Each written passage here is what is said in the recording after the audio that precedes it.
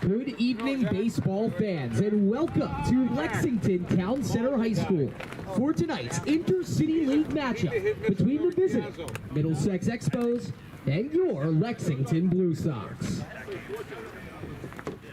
The Expos come into play tonight with a record of 9-11-1. The Blue Sox 15-5-1. Middlesex is led by their general manager and field manager, Brandon Anderson, and the Blue Sox are led by their GM and field manager, Rick DeAngelis. At this time, let's introduce you to tonight's starting lineups. First, for the visiting Middlesex Expos.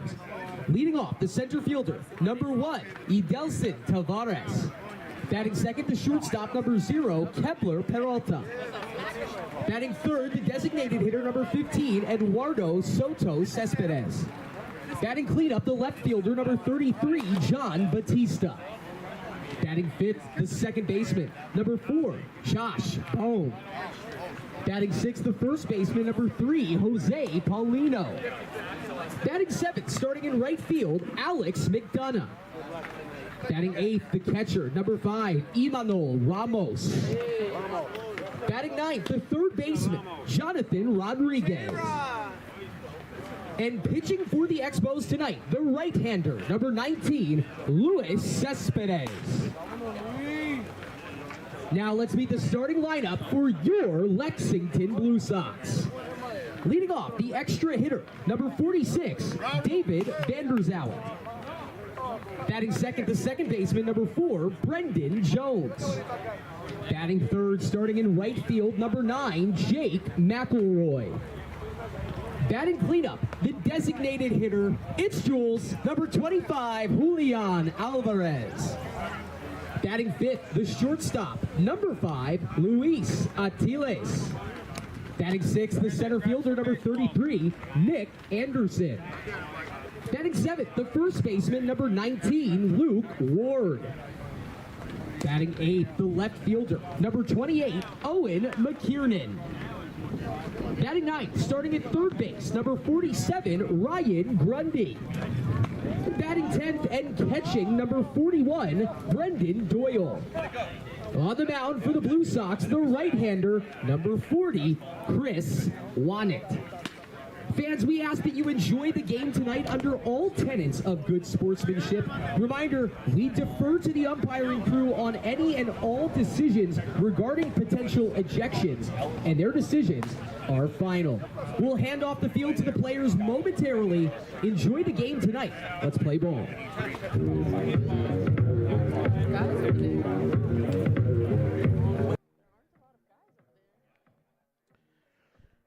From center field at Lexington High School in Lexington, Mass. is Blue Sox baseball here on LSP alongside FS1's Chris Del Sordo. Hey, just back from TBT last night. Sam Field here with you, ready to bring you the play-by-play story as the Blue Sox, well, their 10-game winning streak at least gets extended to 11 games unbeaten, but ended in a 5-5 tie when they lost a game of beat the clock against the city of Malden and the Lights at Maplewood, a back-and-forth affair that, in fairness, the Blue Sox had chances to win both the 7th and 8th innings, but some controversial balk calls and some clutch hitting by the Chiefs enabled them to at least salvage the point out of it. But Blue Sox, with the tie last night, are in a position where a win tonight clinches a playoff berth against the Middlesex Expos, 2 years removed from back-to-back championship appearances and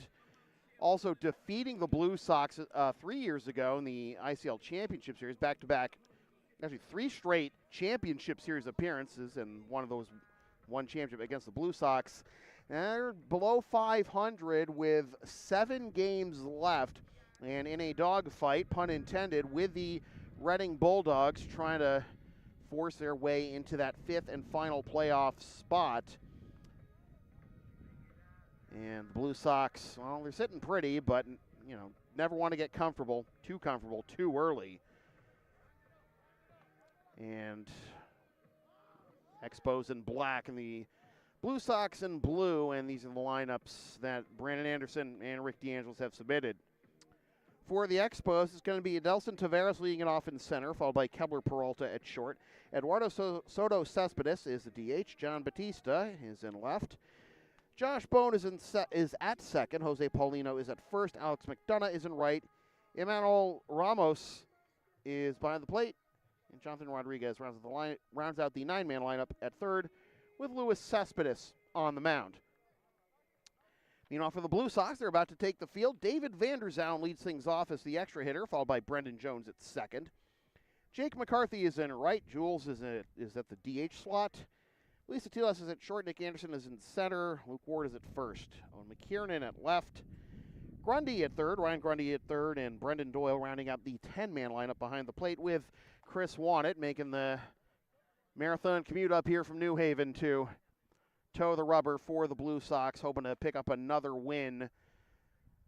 And much like last night, a chance to sweep the season series against their opponent, the Blue Sox. It ended up being 2-0-1 against the Chiefs and 2-0 against the Expos this year. Both those wins coming up at Ferrolo Field.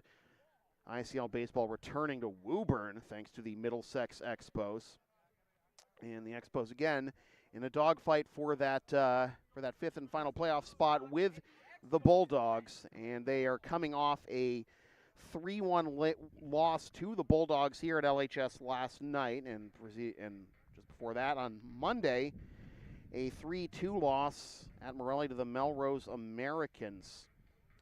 They're 2-5 in the month of July. They have a one game to make up against the Boston A's, and that's in Boston. That was rained out on July 9th, but they will finish up the season, along with that, hosting Stoneham on Sunday, visiting the Chiefs next Wednesday, visiting the Mad Dogs next Thursday, the Maplewood Triad there. Friday, August 1st, they'll host the Expos. They'll actually host the Chiefs, rather, but that game will actually be at Maplewood. And then they'll finish up the regular season, save for the Boston A's game at Ferrolo against TJO.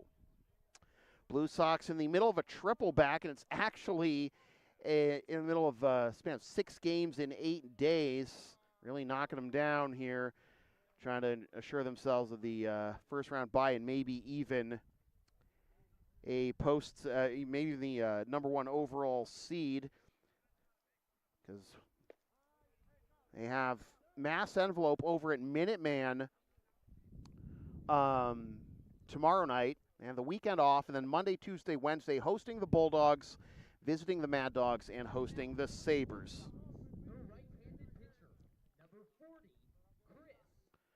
So Chris Wannett will toe the rubber, and here's Edelson Taveras to lead things off for the Middlesex Expos. Expos in black.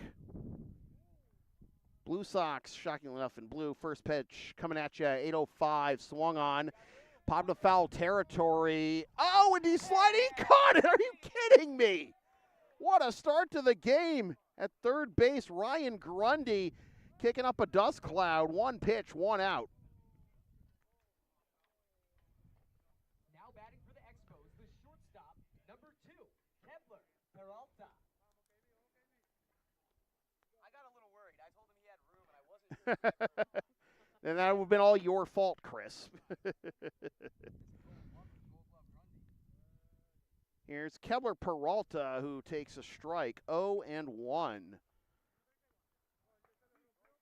Reasonable start for Wannett, I'd say. Getting some help from Grundy. You know, when they call third base the hot corner, those usually aren't the plays they have in mind using that description. But Peralta entering play, slashing .382, .452, .509 with 5 doubles, 1 triple, and 7 ribbies. Off the end of the bat into left field, and this will be a little more conventional on the catch by Owen McKiernan for out number 2. Now batting for the Expos, the designated hitter, number 15, Eduardo Soto. Eduardo Soto will climb in, try to avoid a 1-2-3 inning. The team's leading hitter at 400. Slash line of 400, 439, 600. 2 doubles, 1 triple, 2 homers, and tied for the team lead with the man on deck, John Batista, with 16 ribbies. It is 1-1 to the Expos designated hitter.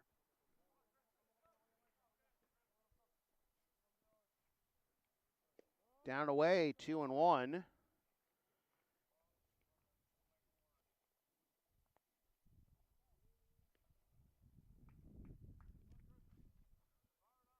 Wannett making his 5th appearance of the season, 2-1 with a 1.43 ERA in 14 2/3 innings.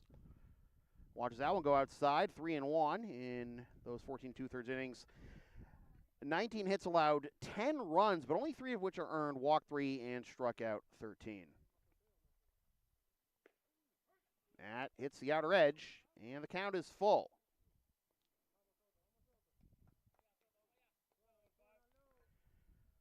Won it last pitch on July 9th against the Brighton Braves. Got the win in 5 innings. This is laced into left field, and that will get down for a base hit into the corner, maybe extra bases. Hard turn, then a bit of a stumble coming off of first. So good job by McKiernan to get it back quickly. And Soto is held to a long single. Now the ball is thrown away, and that went out of play. So Soto gets second anyways, and third. Wow. Wow. Comedy of errors there.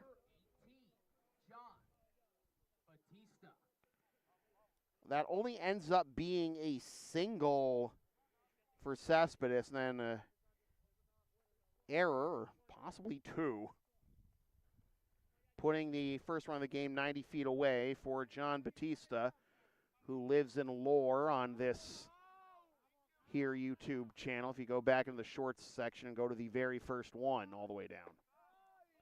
1-1, trying to go for another Batista bomb there, but he came up empty.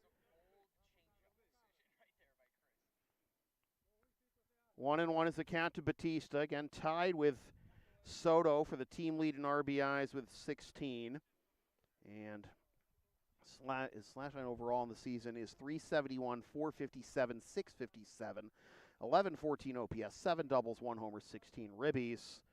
And the breeze blowing out right now to straightaway center, so good time to get a hold of one if he can. Oh, just missed, and it is 2-2. That's a nice little sidewinder of a breaking ball there, but Doyle unable to get the call. 2-2. 3-2.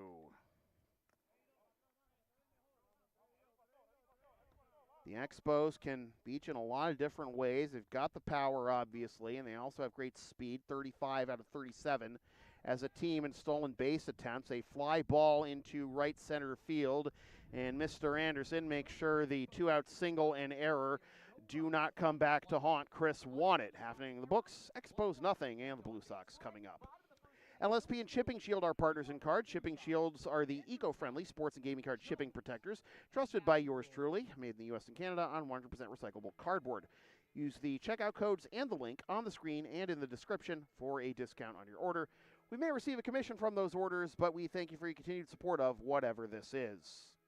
And this is Luis Cespedes taking the mound for the bottom of the first for the Middlesex Expos. He's serenaded by the Verve Bittersweet Symphony, and I'm sure that's phenomenal walkout music to somebody. But anyway, Cespedes making his 8th appearance of the season. He is 2-2 with a 4.50 ERA in 28 innings. He has allowed 30 hits, 24 runs, 18 of which are earned. Walked 22, but struck out a team-high 54. That is second in the ICL to Zach Whitney of the Malden Mad Dogs, who has struck out 56. But he does have the best strikeouts per inning rate at almost 2, 1.93, just above Whitney, swapping places there. Because the ERA is, can no doubt tell, leaves something to be desired there. We'll see if he can neuter the Blue Sox offense that has helped them to no losses in their last 11 games and was just on the precipice of a would-be 8-5 victory in extra innings last night. But couldn't beat the clock of the lights at Maplewood and had to settle for the 5-5 tie with the Andre Chiefs, and we'll get more in that game later on. Cespedes got the win his last time out on July 15th against the Sabres. Went 6 innings and allowed 4 hits, 1 earned run, walked 3, and struck out 11, which is the second most strikeouts he had in a game this year, but had 12 in 4 2/3 innings in a loss to Mass envelope back on July 7th. He has not faced the Blue Sox this year. His first time seeing Rick DeAngelis' club, and here is David Vanderzowen to lead things off here on the bottom of the first. Vanderzowen, Jones, and McCarthy leading off. First turn at bat for the Blue Sox offense. Vanderzowen swings the first one, pops it up on the left side of the infield, and an easy catch for Kepler Peralta. 1 pitch, 1 out, much like the top had this inning, but a lot less dramatic on that one. Here's Brendan Jones. Scored officially 2 runs, but would have gotten a third if that 9th inning had stood last night, and it is 1-0 now to Jonesy. Pops this one up. A couple of infield pop-ups here on just a total of 3 pitches and 2 down. Now batting for the Blue Sox, the right fielder, number 9, Jake McElroy. See if Jake McElroy can keep the line moving. He was in the cleanup spot last night and drew a couple of walks and scored a run, 0 for 2 overall.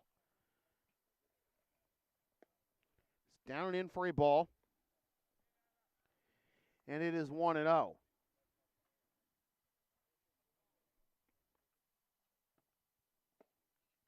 Takes a strike. 1-1 is the count. Jules on deck.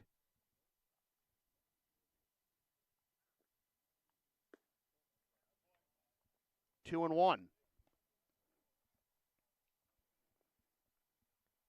Again, Jake picking up a couple of walks last night. Upping his OBP, that 357 entering last night. Haven't uploaded all the stats yet from last night's game, but in the driver's seat here, 3-1. And go the backstop. Going to be ball 4 anyways. And the Blue Sox have their first base runner.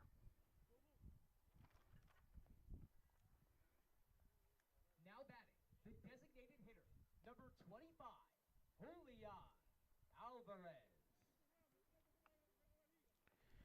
Alvarez back in the lineup. Was 0 for 2 on Sunday against Stoneham, but with a run scored and a walk. Entering play, slashing 429, 469, 607. Takes on the inside corner for strike 1. Jules went hitless on Sunday for the first time since June 23rd against the EI Braves. Swing and a miss, throw down to second is not in time. It is, however, 0-2 as McCarthy picks up the steal. McElroy. No, I got it right. I think I was getting confused with. I don't know why I did that.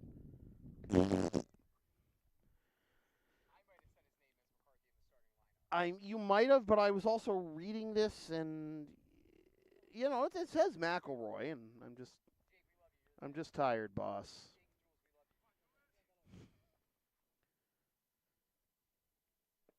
I asked my friend Jules, I asked my friend Jake. They said it's 2-2. There's another Homestar Runner reference coming out of my mouth.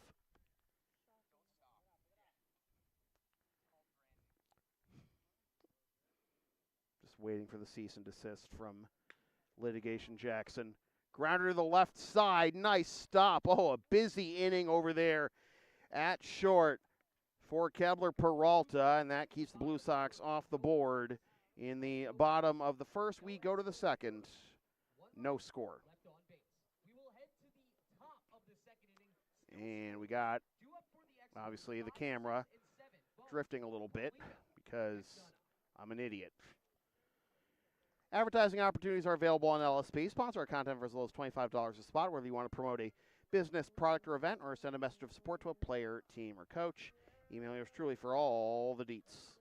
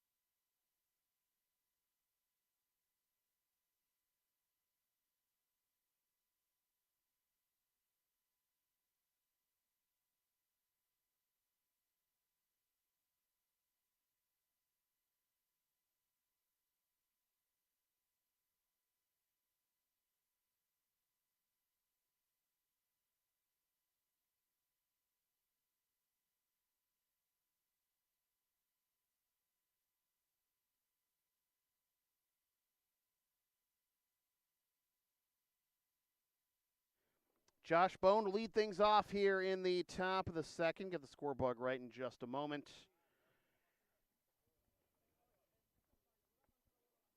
1-0 is the count. To the Expos second baseman, and he takes a strike. It is 1-1. Bone, Paulino, and McDonough, after both pitchers avoid disaster on a 2-out base runner in the first inning.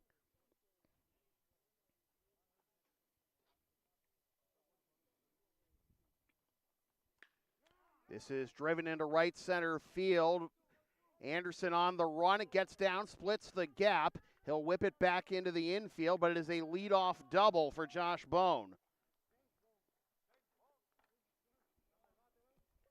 Bone's third double of the year to improve on his 341, 455, 477 slash line entering play. Both teams getting a runner into scoring position in the first. Neither could come home. Expos trying to cook once again. Here's Jose Paulino.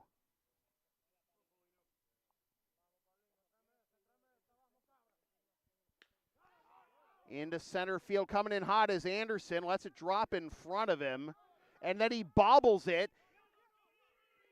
And they got Bone nearly at third. He took a hard turn after seeing the bobble, but gets back safely. So it'll be first and third in the end on the single by Paulino. So the first two have reached here in the top of the second for the Expos.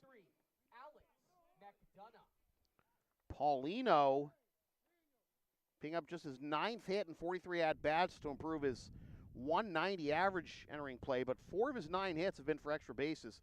2 doubles and 2 homers with 10 RBI, so he certainly makes them count. So here's Alex McDonough.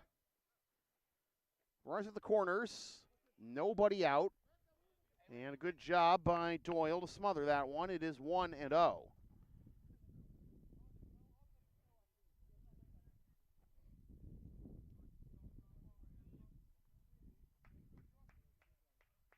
Paulino getting his lead at first, and this is grounded to third, to second for one, 5-4-3. They'll trade the run for 2 outs. The Expos lead 1-0. Now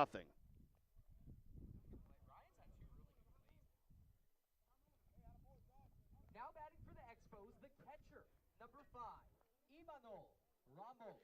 Imanol Ramos will try and keep the line moving as the 5-4-3 double play results in no RBI, but the first run of the game going to the Expos. And last night's tie with the Chiefs is yet another example of how we've talked so much in the last week or two on these broadcasts about needing to have a short memory to be a successful baseball player.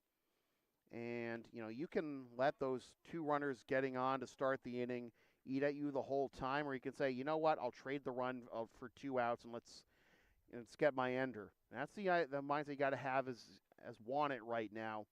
And you also got to have a short memory, just completely, like, really forget about last night's game, which ended in kind of controversial fashion. It turned from a traditional Blue Sox Chiefs chess match to a traditional Blue Sox Chiefs heavyweight prize fight. And in the end, it was just a point. You get a point, everybody gets a point. 2-2 is the count now to the Expos catcher. Ramos won it, hoping to get out of this inning with just the one allowed. Boy, everything is finding Ryan Grundy tonight. He has made 3 fine defensive plays in the first 2 innings. The sliding catch on the pop-up to begin the ball game, starting the 5-4-3, and that nice little pick there at third. Almost a low throw that Ward couldn't smother, but does get the out, and the Expos will have to settle for the 1 run on 2 hits with nobody left. $1.50 in the books. 1-0 Expos. When I say LSP is something for everyone since 2011, I by God mean it. Sports, live events, petsing, walking, tech help, errands, and a whole lot more. Find our Thumbtack page or Linktree LSP37, or email yours truly so we can proceed to give you what you need.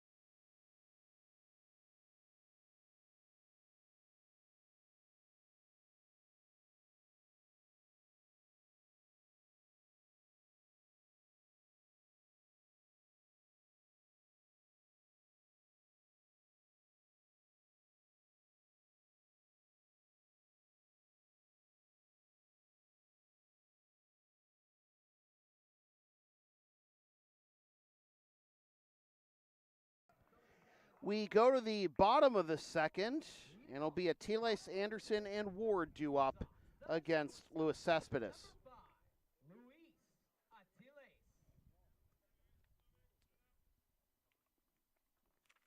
Atiles went 2 for 4 with a double and a triple last night, and takes a strike on the inside corner. 0-1. Wind blowing out once again. Can hear it in the windscreen on my headset here, and it is 1-1.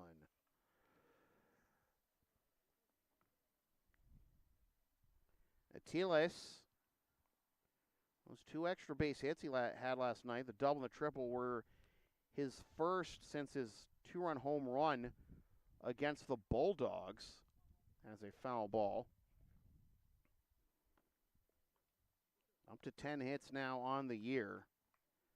1-2 to Atiles, who has really been the linchpin for this Blue Sox club since his arrival at the first game against Al Thomas. 1-2. Bounces to the plate, and it is 2-2. Going back to last night, Blue Sox left 4 men on in the first 2 innings, 3 of them in scoring position. Then took a 1-0 lead. Chiefs reversed it. 2-1 lead with Atiles drives this one into center field, and that will, oh my God, are you kidding me? Oh, man. It is Web Gem City here tonight, folks, in Lexington. You just got to reach up and grab that one, and that is exactly what Tavares did. Reach up, hope for the best, and lo and behold, look what I found. One down here in the bottom of the second. A tough luck F8 for Atiles.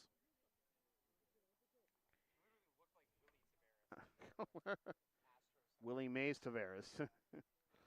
0-1 the count to Nick Anderson, who comes up empty there, and it is 0-2. Chiefs had a 2-1 lead with 6 outs to get, and the Blue Sox reversed that one into a 3-2 lead after 5.5, and then a 4-2 lead with 3 outs to get. And then a couple of balk calls with 2 runners on against Josh Becker led to the Chiefs tying the game in the 7th. Blue Sox took the lead, 5-4 in the top of the 8th. Chiefs came back to tie it then. And then the Blue Sox, in a 5-5 game, scored 3 in the top of the 9th, but the game was cut short with lights out at Maplewood, and the rule in that situation is, well, that is a ball, 3-2, and Cespedes cannot believe it. The rule in that situation is, last night with the game ending before the Chiefs had to turn to bat in the bottom of the 9th, the final will revert to, well, first you don't succeed, try again, 2 up, 2 down. The game reverts to the last completed inning, and in that case, it was the 8th that had finished 5-5, and that's why the Blue Sox had their 10-game winning streak come to an end, and a tough way to do so, even if you do get a point out of it. Now here's Luke Ward. It's low for a ball. It is 1-0. So Atiles robbed of extra bases by Tavares. Anderson gets ranched for a strikeout. 1-1. A little bit of a sword action there from Ward. Ward sword. Yeah, probably better if you're probably better having that one if your last name is Ward, you're a pitcher though. Anyways, things you learn on these here broadcasts. 2-1 is the count to Luke Ward. He went 0 for 2 last night, did Ward. Then Pat Casserly pinch hit for him in the 7th, and he got a single and a walk. Plate umpire lost sight of the ball, or he's out of baseballs? I don't know. Well, not asking for him now, so it's 3-1 to Luke. Luke sitting on a 7 for 33 after that 0 for 2 last night. 2 doubles, 1 ribby, but also 7 walks. And that'll be a 5-pitch walk to prolong the inning. So the Blue Sox first 2 base runners come on 2-out walks. Will second inning produce any more favorable results is the question. Here's Owen McKiernan back in the lineup tonight in left field.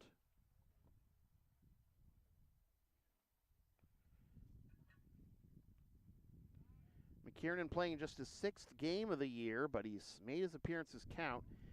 3 for 6 with 3 runs and 6 walks. And 3 for 3 in steals.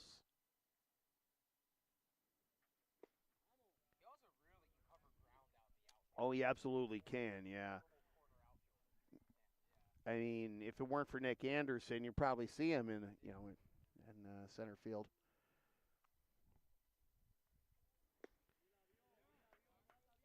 Luis Cespedes showing him speed here. Ball a couple fastballs by him. He's ahead of McKiernan, 0-2. Ryan Grundy due up next if McKiernan can get on. Foul that one off, 0-2.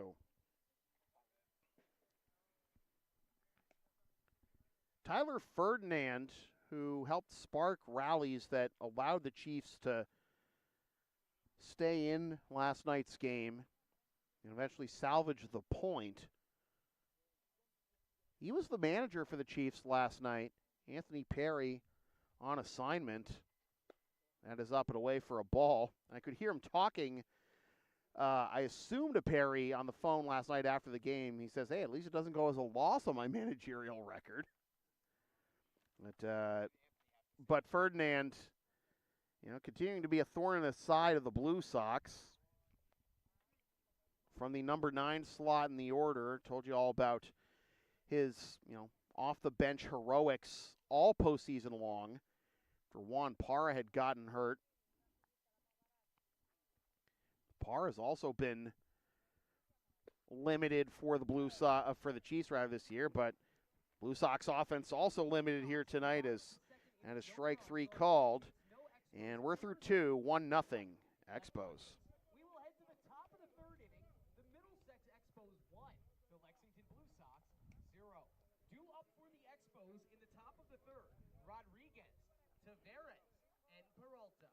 The LSP store is open. Get yourself a DVD or digital copy of most past LSP video broadcasts or one of several different designs of stickers, shirts, or other merch, including some stuff with my dog, Tina the Long Arena, on it, and some words I've probably said on this here YouTube channel over the years. Email yours truly for game videos, and the Creative Spring store is where you can get the merch. Ozzy forever, right? This crazy train blares as before we get the top of the 3rd underway, and they always come in threes, right? Malcolm Jamal Warner, Ozzy Osbourne, and Chuck Mangione.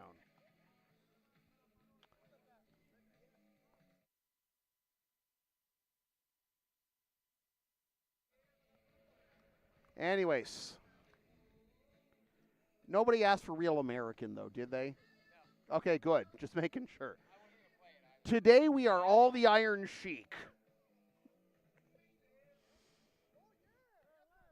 Leading off the top of the 3rd for the Expos, the 3rd baseman, number 33, Jonathan Rodriguez.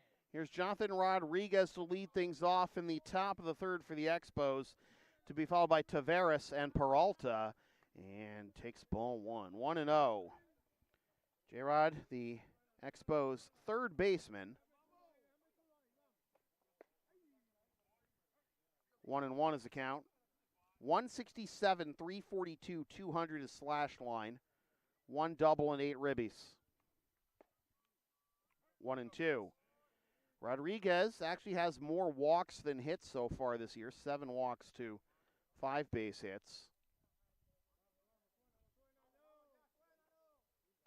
And comes up empty there for out number 1. That's Wanet's first strikeout of the game. Got a couple of guys who are phenomenal strikeout pitchers in both Wanet and Cespedes on the bump to start this game. But Cespedes only has 2 Ks at this point. And Rodriguez, Wanet has 1. Lineup turns over for Adelson Taveras. 1-1 is the count. Taveras, on the very first pitch of this ball game, hit a pop-up into foul territory that Ryan Grundy turned into a personal highlight. 2-1 is the count. Wind starting to blow in now.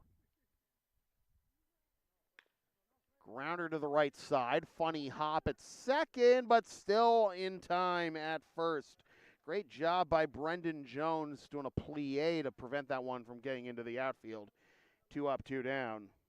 Now batting the shortstop, number 2, Kepler Peralta.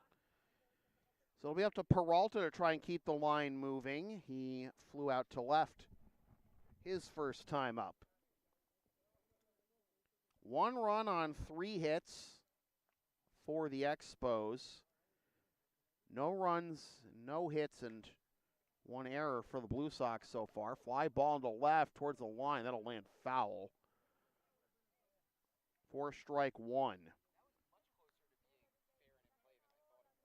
Yeah, but I had the opposite viewpoint. That was, I know, right?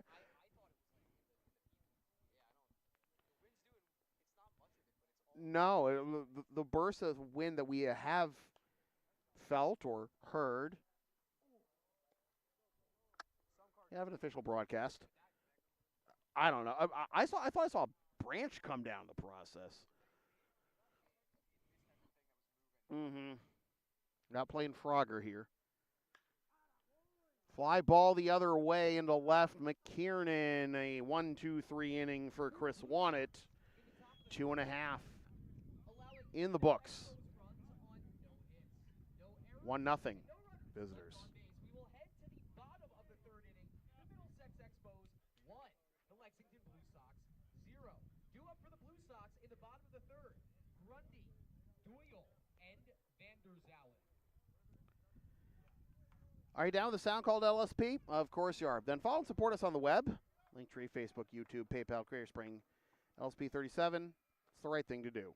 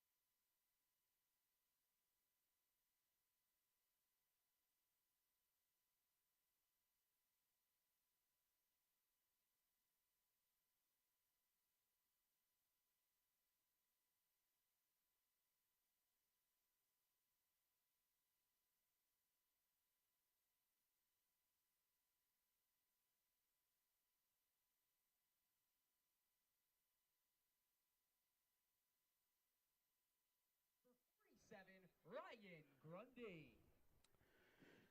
Grundy, Doyle, and Vanderzauer due up here in the bottom of the third for the Blue Sox, looking for their first base hit of the ball game and trailing 1-0 as the first pitch is fouled off. Came back towards the field of play, and the reach is unsuccessful, and it will be 0-1.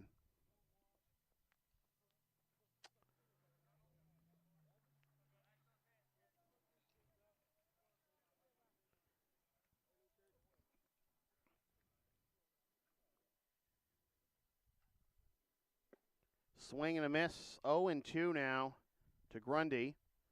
Fine defensive plays in the first couple of innings for Ryan, but defense is not what the Blue Sox need right now. They need to scratch together a run or two. So the best strikeout pitchers in the ICL, second most strikeouts overall, best strikeout rate in the man on the mound, Luis Cespedes, but only 2 Ks through 2 innings. Looking for more, obviously. He's got the lead. To settle in and carry the Expos to a much-needed win here. So they are trying to take the number 5, the 5th and final playoff spot away from the Lexington Bulldogs. Yeah, that's a good start, a strikeout to begin the bottom of the third K now for Cespedes. Blue Sox 0 for 3 now and getting the leadoff man aboard. And Brendan Doyle takes strike 1.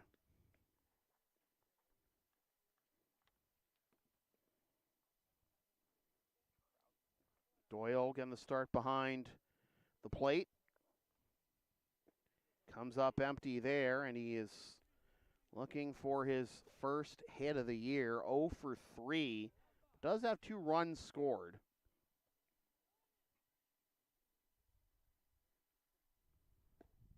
That'll be outside for a ball.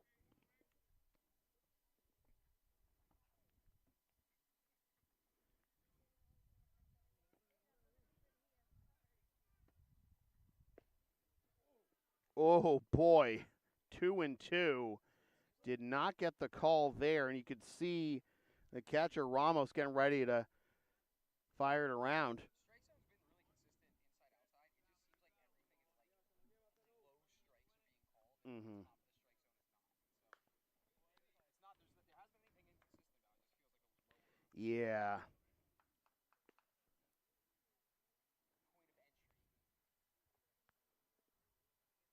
entry.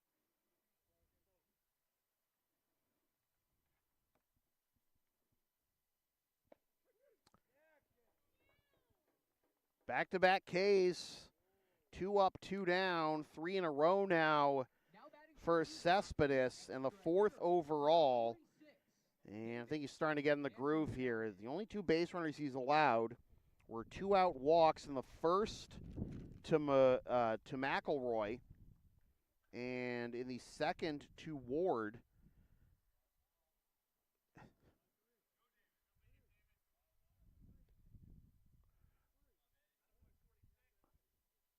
Someone called time. Oh, yeah, it is 1-0. Yeah, I was going to say. Yeah, he called a balk, so it's going to be a ball. There it is, 1-0. And 1-1. Again, have a short memory. Forget about it. Get back to work. I know, right? That's a little high. 2-1. And that's a ball to any umpire.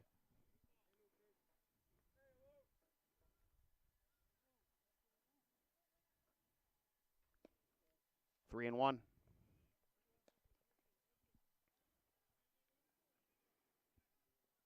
DVZ popped up to short his first time up. That was a busy ball in the first over there at short for Peralta.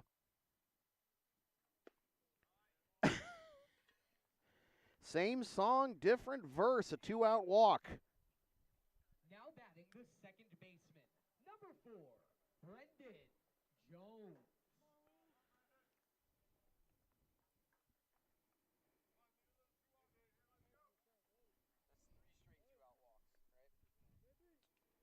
Well, 2-out walks in 3 consecutive innings. Yeah. I mean, 3 straight 2-out walks, puts a lot more pressure on Cespedes than it looks like he feels. Here's Jones. Takes down the pipe for strike 1.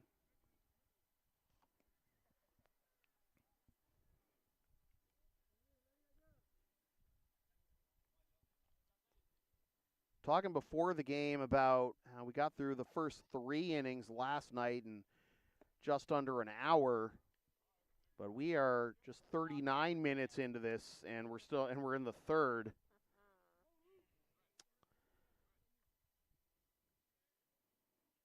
Two outs and 2 strikes in the bottom of the third. Runner goes, and it is fouled off onto Worthen Road.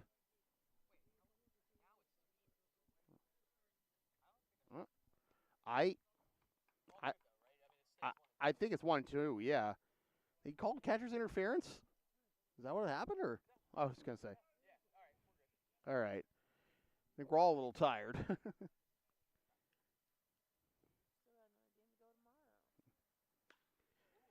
Fly ball into center, and that will be tracked down for out number 3.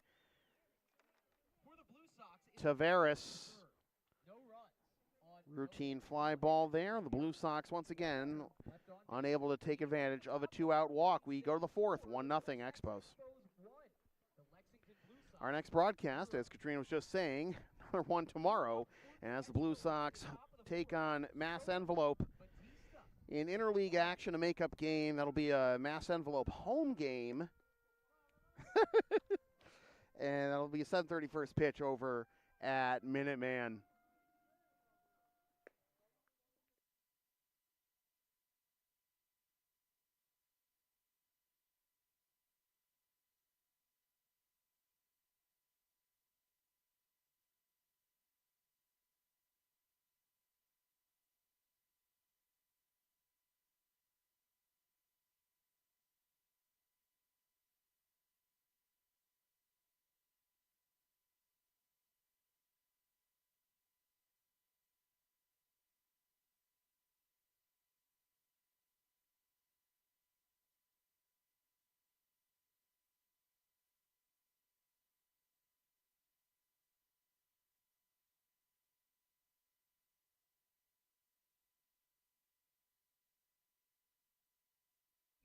Hitter, number 15, Eduardo Soto.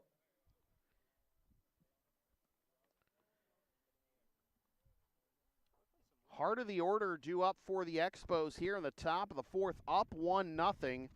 Soto, Batista, and Bone. As the first pitch to Soto is down away for ball one. Had the first hit of the ball game with 2 outs in the top of the first. And got to third thanks to a bad relay in from the outfield. And ended up on third at the end, but was stranded there. It is 2-1. Blue Sox still looking for their first base hit. They've left 3 men on base, though. 2-2 to Soto. The Expos with 1 run on 3 hits, but no RBI that produced the 1 run because Bones scored from third on a ground ball double play. Fly ball into the out-of-play territory on that gravel path, even beyond it. Good job, good effort there by Luke, and it remains 2-2. Blue Sox with a win tonight would clinch a postseason berth. It's really all that is on the line tonight in terms of postseason berths and or seeding in the ICL. Late on that one, screamer foul the other way. It is still 2-2.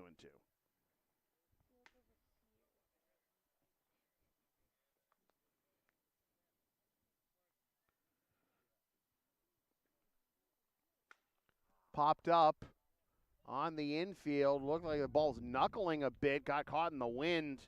Ward comes in, makes the catch. 1 up, 1 down. Now batting the left fielder. Number 33, John Batista. Dramatic pause. They switched their jerseys. Yeah. He was wearing 33, then he gave his to John Rodriguez, and now Rodriguez got 18. What, does Rodriguez not have it? Are they short a jersey for like all the guys they have? Anyways. So he's on left field. Yeah. So I think it was just a decision. Yeah. Decisions were made here. Oh my God, yeah. 0-1 is the count. I mean, I knew it was still him. Yeah. Had the triple T. I mean, I don't think it would have necessarily upset people if you had said 18. 0-2. And if I get too deep in that, there's no recovery. Welcome to my world, huh?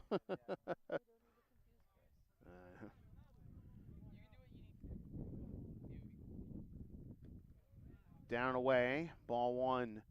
Wind blowing out once again, and well, swirling tonight. Swirling back in, as I said that. 2-2. Well, clearly Batista does not want to go fishing. Come on, Chris. Only one type of hit produces that. It's not that one. It's got the right distance, right size, wrong shape. Another battle here, 2-2 for an Expos batter. Eventually got Soto to succumb to the pop-up. And now another ball towards first, but that's a grounder foul. Hops over the baseline. Remains 2-2. There's action behind. Want it in the Blue Sox bullpen. Thing I want to think about right now. I'll think about making sure this deficit does not get any bigger, and that is 3-2. I think even Batista was ready to take a step towards the dugout there. I thought even he thought that was strike 3. Like the Blue Sox were all about that life. They were all, you could see Doyle ready to throw it, and middle infielders going back to second to, probably catch the whip around, and Batista with the mind games here at 3-2 settles back in. Want it? What's he gonna do? Veteran move, obviously. Popped up foul, and over the light post and out of play. To grandmother's house we go. And it looks like Sammy Steed has to play ball boy tonight.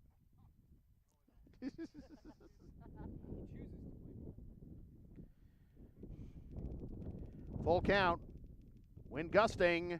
Strike 3 called. Batista not impressed, but it is 2 down. Now batting Only the second strikeout for Wannett. 2 up, 2 down for Josh Bone.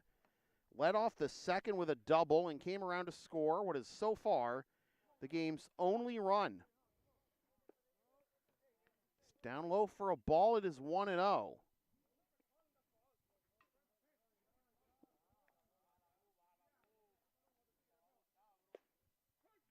One and one.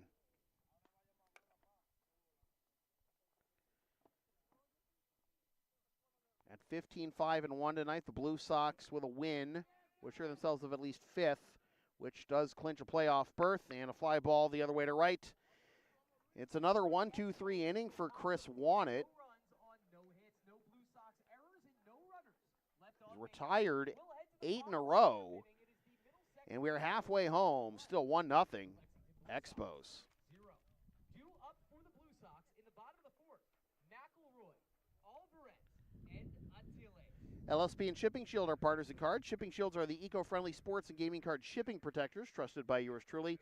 Made in the U.S. and Canada on 100% recyclable cardboard. Use the checkout codes and link on the screen or in the description for a discount on your order. We may receive a commission from those orders, but we thank you for your continued support of whatever this is.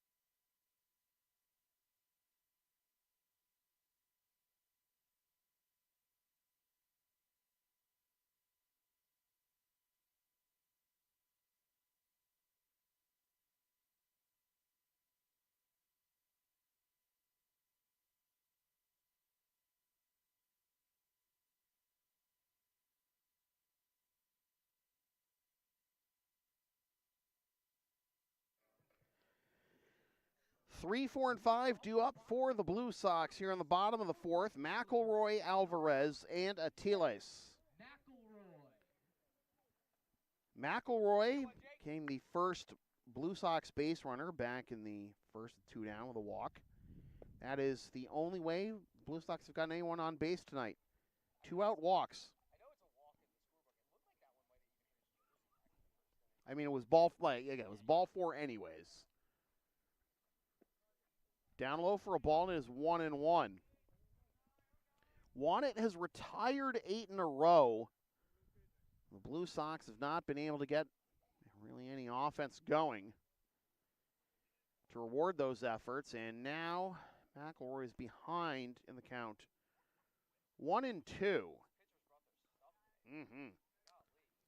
I mean,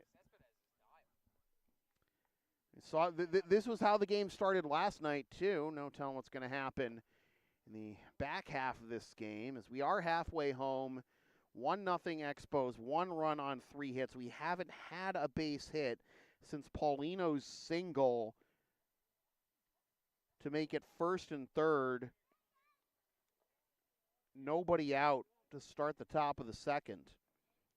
Then a 5-4-3 double play, and that's when Wannett settled in. 2-2. Blue Sox, again, have gotten a base runner in every inning, but each time was a 2-out walk, and nothing came of it. A full count now to McElroy with Jules and then Attiles. And if anyone gets on, Mr. Anderson. Cespedes with the 3-2. Popped up into center field, and this will be tracked down. A little more conventional there for Taveras. He hauls in another one. The designated hitter, number 25. It's Jules Julian Alvarez.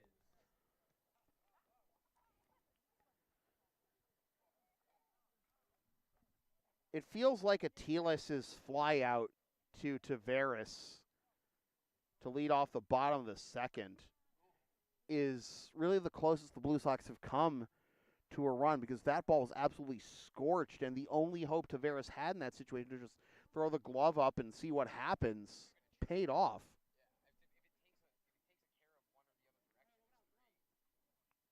Gets over his head, it's at least 2. Owen wanted that foul off by Jules. Woo! Coming in hot. It also instilled, I mean, it wasn't like Cespedes, he was moving right on. Oh, yeah, absolutely. But, like, then it really cements it. The one thing that you can say about the Blue Sox, despite that, is that they haven't let him, mow them down one right after the other. Broken bat, fly ball into left, and this will be caught Not the beautiful by tornado Batista. Not the beautiful Or is tornado is that Batista out and left or not? I don't think that is. It's McDonough. Oh, it's McDonough, right. Oh, they switch? Yeah. That's probably why he's wearing a different jersey. Okay, fair enough. The shortstop, number 5, Luis Atiles. So we got McDonough in left and Batista in right. I'm used to seeing Batista in right anyways. He isn't right now. Yeah. And now Batista will be challenged, driven deep to right field, and that is off the base of the wall. Another 2-out base runner, but this time it's the first hit of the game for the Blue Sox. Atiles going the other way and almost oppo taco completely, but will be in scoring position for Anderson. Now batting, the center fielder, number 33, Nick Anderson. Now we can mention it. Broke up the no-hitter. Don't you love when your pen will write, but just not in a particular spot in your book? God. Here is Nick Anderson with a tying run in scoring position. Takes down low for a ball. It is 1-0. First base hit of the ball game.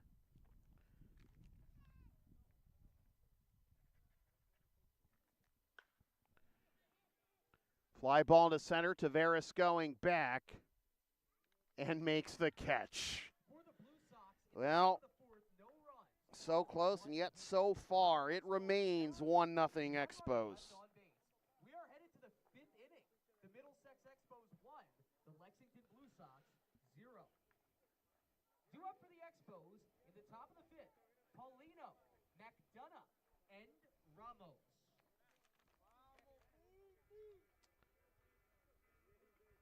Advertising opportunities are available on LSP. Sponsor our content for as low as $25 a spot, whether you want to promote a business, product, or event, or send a message of support to a player, team, or coach. Email yours truly for all the deets.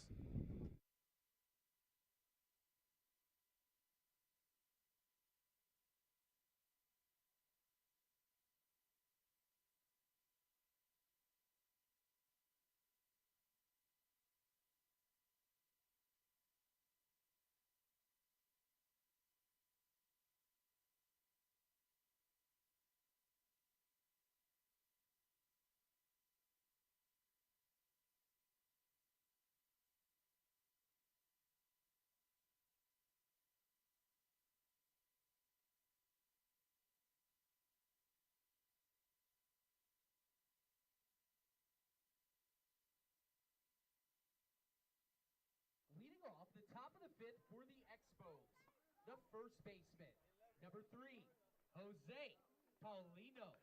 The Blue Sox got their first base hit of the ball game. Again, a base runner with 2 outs. Their first run. Still awaiting that. Paulino, McDonough, and Ramos due up here in the top of the 5th. Paulino pops this one up. Right side, backpedaling. No guarantees here, but guarantee void in Tennessee. But go do the thing. Jones makes the catch. The left fielder, number 23, Alex McDonough. Just the most inconvenient things. Inside corner strike one to McDonough. Ground into a 5-4-3 double play that brought home, so far, the only run of this ball game. Paulino now 1 for 2 as McDonough comes up empty. His base hit was the last, never mind base hit, base runner for the Expos, but McDonough hoping to break through here on 0-2. Oh, well, there you go. Hit batsman puts McDonough at first. Stops what? 10 in a row? 9 in a row. The catcher, The old Sammy whammy, as Eddie Basile would say. Ramos.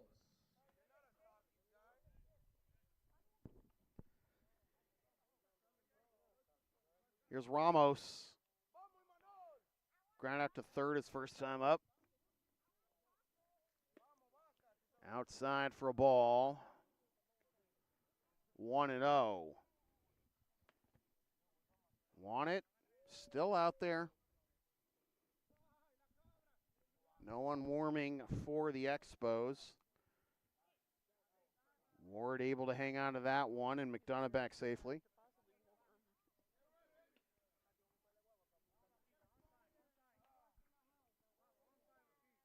Long look by Wannett, comes set. Swing and a miss. 1-1. It's only the fourth at bat tonight where Wannett has had to work from the stretch. Oh. Ramos not happy with that call. But Soto's single, put him in the stretch against Batista, he got him. The double by Bone, the single by Paulino, put him in the stretch for Paulino and then McDonough. It's a broken bat looper foul. Got out of that with a 5-4-3 double play, and it's tough to allow McDonough to reach on an 0-2 plunking. It's obviously the worst time to have that, apart from with the bases loaded, of course. But yeah, exactly. You can't throw everything out the window, but you are down 1-0, and your offense needs to wake up somehow, some way. Grounder to short, 6, 4, 3, inning over. For the Expos in the top of the fifth, no runs on no hits, no Blue Sox errors, no runners left on base. We're headed to the bottom of the fifth, same score. Middlesex 1, Lexington 0.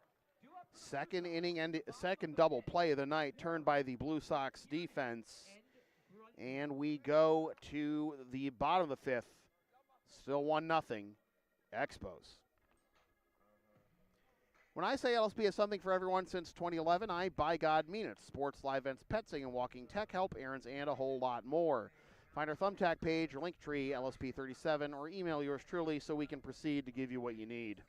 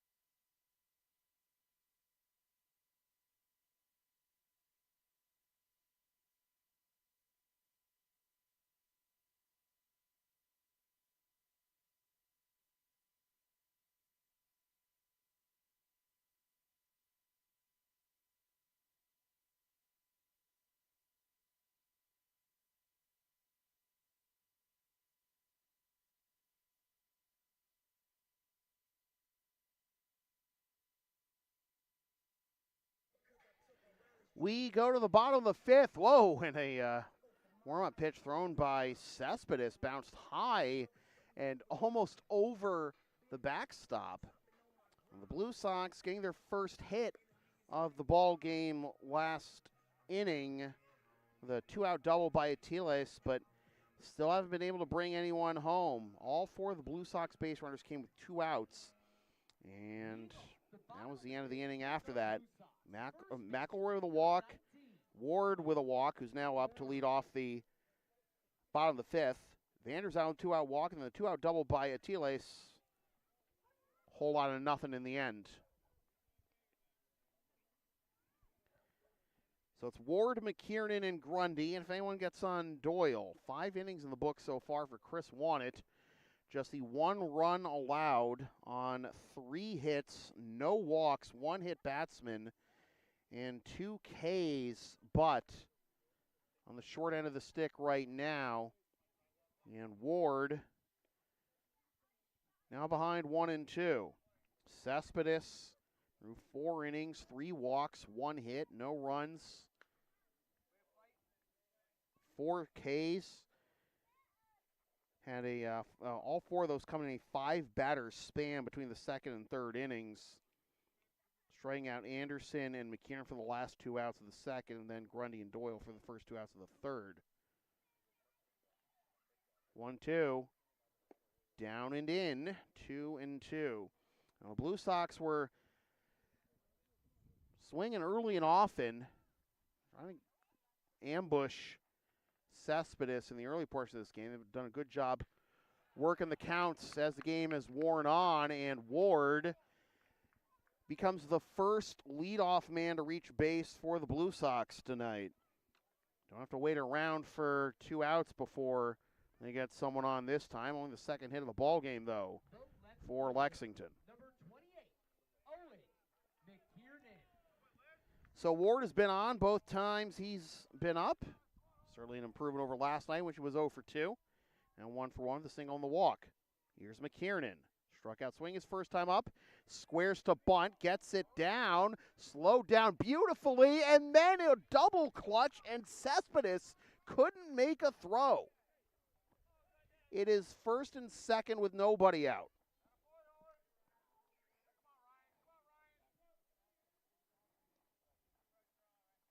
Now batting for the Blue Sox, the third baseman, number 47, Ryan Grundy. And before Grundy can take his turn at bat, where you have to imagine that a bunt will be in play again,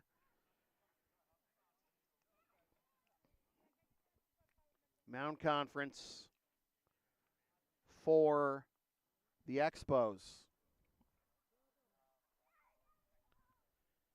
We got sack E1, sacrifice bunt, and an E1.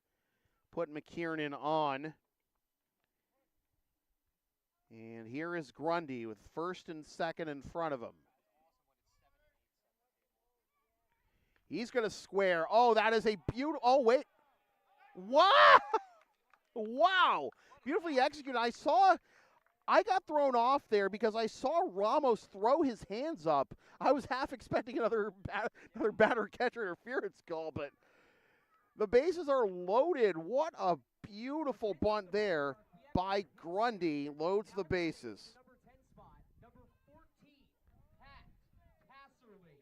You see that popped up like that. Oh, this is just going to be an easy catch for the third baseman, and nobody was there. I think probably because the rotation play was on at third, but doesn't matter. Bases loaded for the Blue Sox.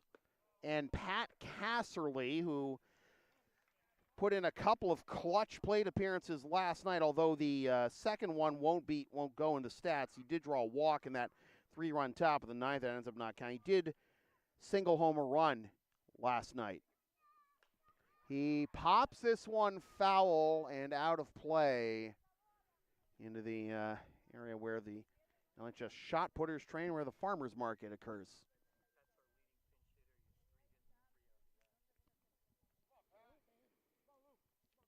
Casserly with 3 pinch hits and 3 pinch hit RBIs on the year.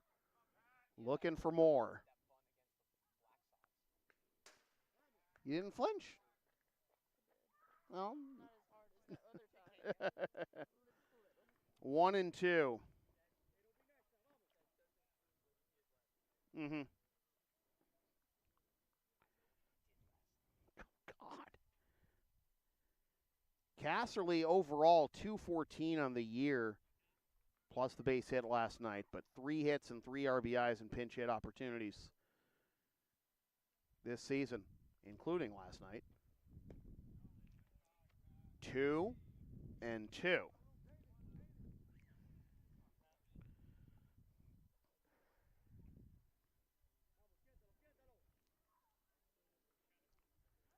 Ward at third, McKiernan at second, Grundy at first. Fouled off.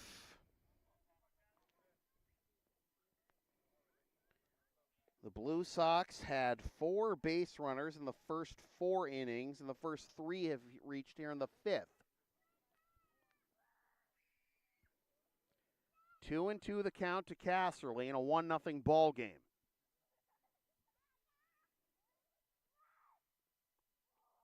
Cespedes comes set. And the 2-2. Inside corner, strike 3 called.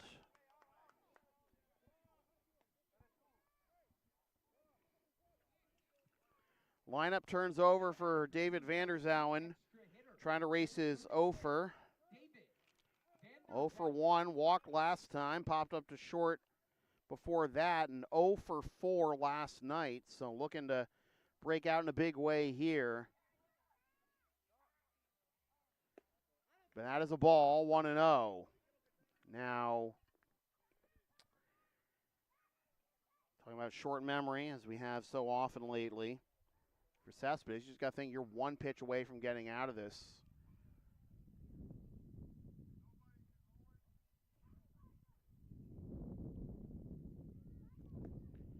Two and 0.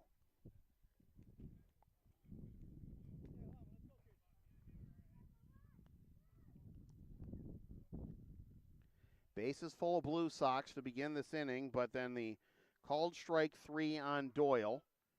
Corner infielders in, middle infielders playing back. 3-0.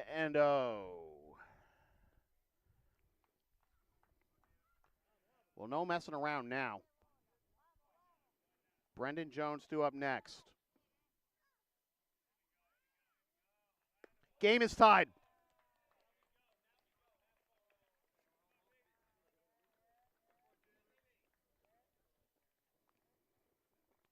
Another walk for Vanderzowen. Drives home Ward.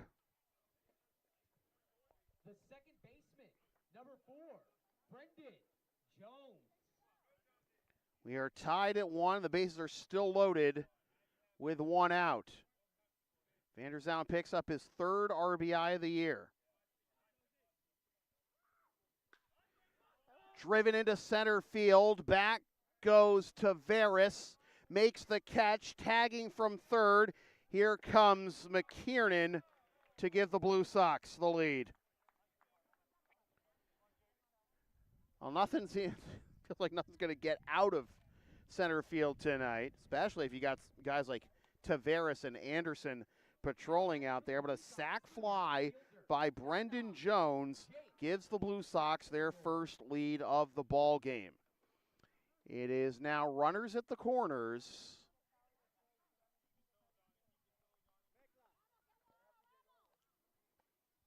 With 2 down for McElroy, but first, check of the runner at first and back safely is Vanderzowen. So you got Grundy at third and Vanderzowen at first.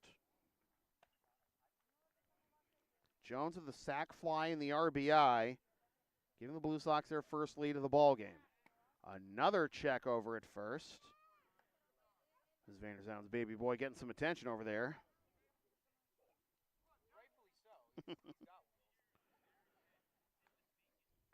Jones picks up his 6th RBI of the year.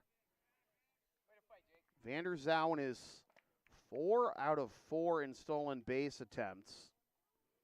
this season. That is third on the team behind McCullough and Ramirez.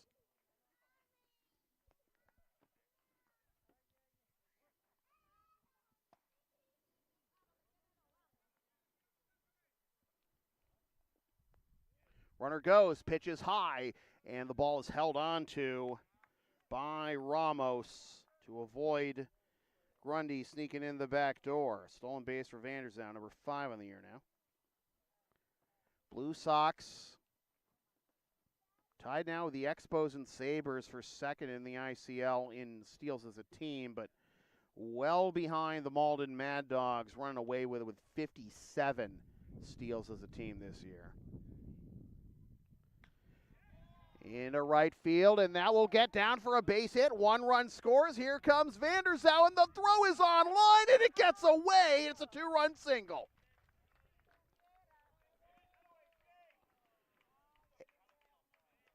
Excellent throw coming in hot from right by John Batista, but Ramos could not handle the bounce coming in. That brings in 2. McElroy with a huge hit, 4 runs home now here in this bottom of the 5th.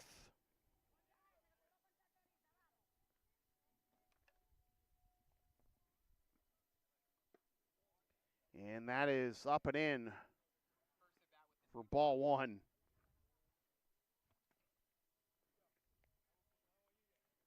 "4-1 is our score. The Blue Sox busting out here.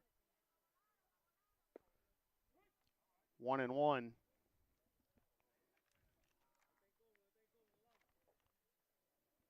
Alvarez 0 for 2. McElroy picking up a couple RBIs.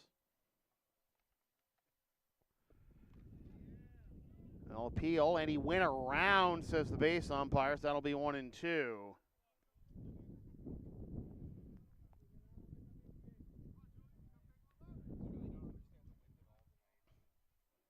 Don't bother. McElroy up to 10 ribbies on the year, third on the team behind Anderson and Ramirez. Strike 3 called. Alvarez cannot believe it. But the Blue Sox score 4 times here in the bottom of the 5th and have a 4-1 lead going into the 6th. Expos error, 1 runner left on base. We'll head to the 6th inning. The Lexington Blue Sox 4, the Middlesex Expos 1. Due up for the Expos in the top of the 6th, 9, 1, and 2. Rodriguez, Taveras, and Peralta.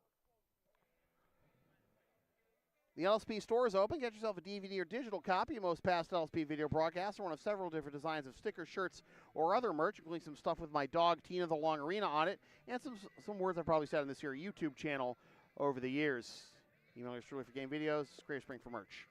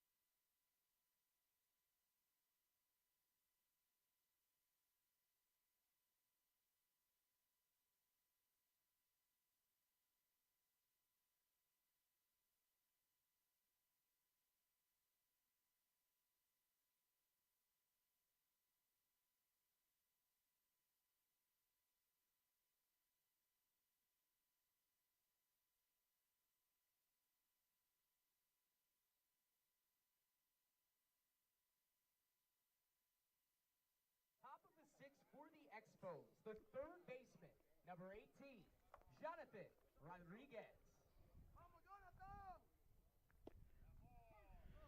Strike 1 to Jonathan Rodriguez to begin the top of the 6th. Rodriguez, Taveras, and Peralta due up. That misses, and it is ball one.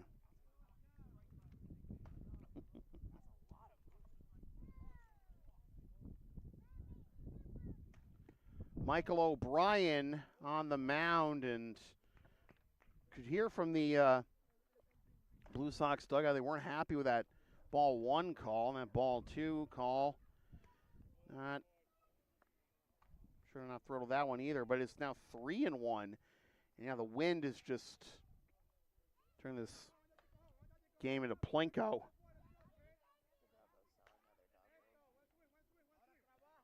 Three and two. Rodriguez struck out swinging his first time up. So that closed the book on on Chris Warnick on the first 5.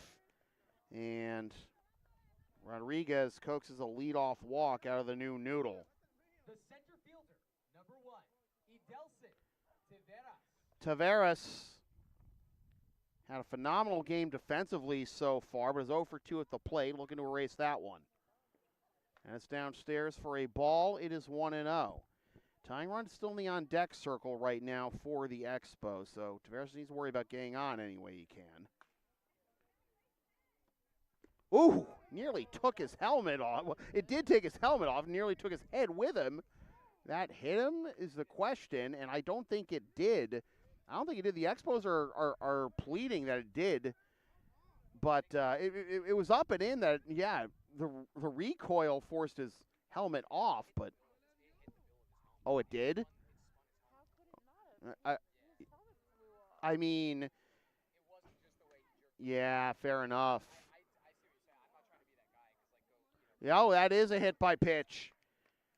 And got Chris Del Sordo, reminding us, look, he got the brim of his helmet. There can't be any way helmet comes off that way without doing it that way. So Rick DeAngelis gets an explanation. I don't know if he'd be happy with it, whatever it was, but it is 2 on, nobody out to begin the top of the 6th. So O'Brien, in his 8th appearance of the year, 1-0 with a 2.91 ERA in 21 1/3 innings, has allowed 21 hits, 10 runs, 9 of which are earned, walked 8 and struck out 17.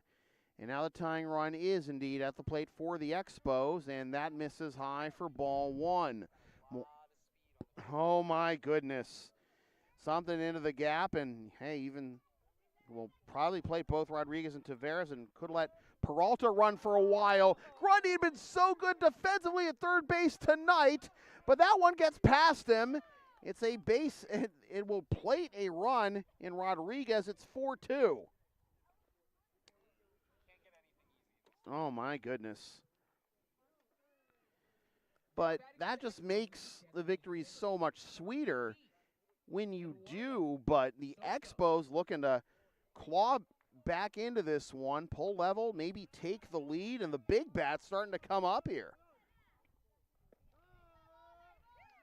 OB misses. It's ball one. So it's been a walk, a hit by pitch, and a single. And now a little dribbler in front of the plate. Is that interference? I would have to imagine. Well, I'll get Soto for sure.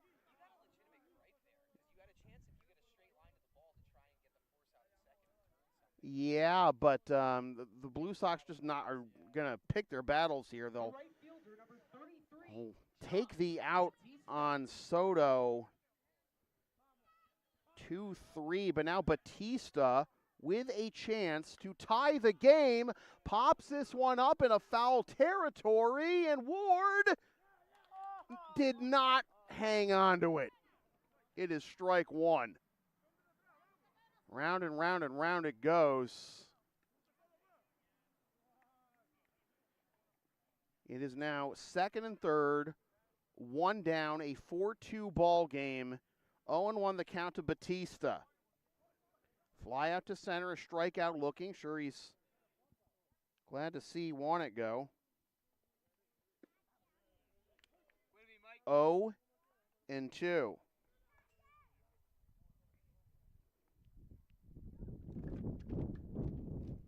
Wind blowing across the field now to our right. Strike 3 called.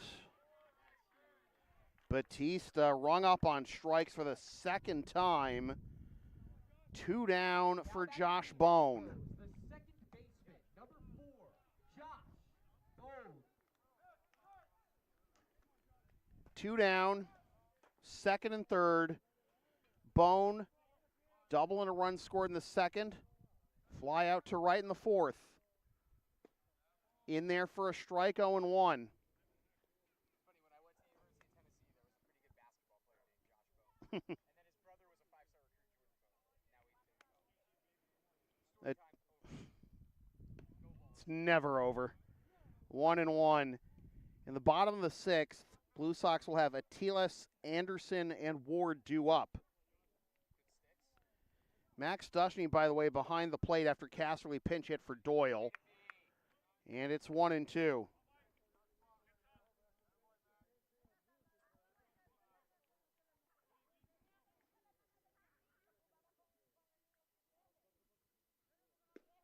Just missed up, but away it is 2-2. The tying run is in scoring position, so a base hit here by Bone would get us back to where we started. 2 on, 2 out, 2-2 the count, 4-2 our score. Fly ball the other way towards the line and right, but that's going to slice and land in foul territory. Do it again at 2-2.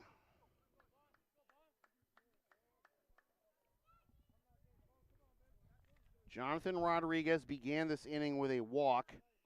Taveras was hit on the brim of his helmet. And Peralta singled Rodriguez home. And then Soto grounds out 2-3. Batista gets rung up on strike 3. But now it's a full count to Bone with Paulino due up next. Payoff pitch. Here it is. Downstairs. The bases are loaded in a 2-run ball game here in the top of the sixth. And Pat McGowan is going to go out and have a quick word with Dush and with Obi.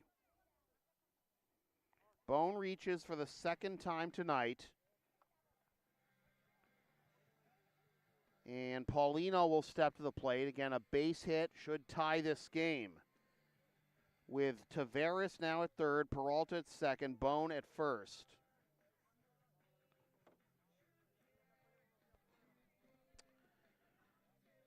McGowan has said what he's needed to say.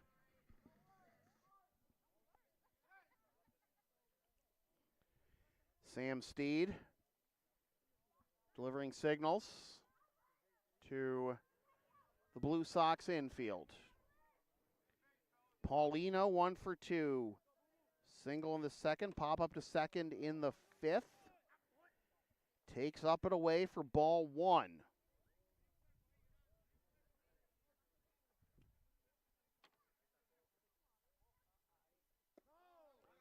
Two and 0.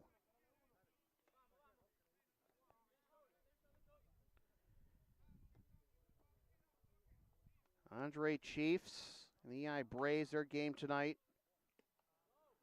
was postponed. So the only other games tonight in the ICL, the Bulldogs visiting the McKay Club Beacons and the Americans visiting the Sabres. 2-0 to 2-2. Bases full of Expos. Taveras at third, Peralta at second, Bone at first. 2-2. Got him! For the Expos in the top of the sixth, 1 run on 1 hit. No Blue Sox errors, 3 runners left on base. We're led to the bottom of the sixth. The Expos get 1, but that's all they'll get as we go to the bottom of the sixth. 4-2, Blue Sox. Anderson and Ward. Are you down with the sound called LSP? Of course you are. Then follow and support us on the web. Linktree, Facebook, YouTube, PayPal, Creator Spring. Don't forget to subscribe. Flash the subscribe button. YouTube membership's also available. LSP 37. All the cool kids are doing it.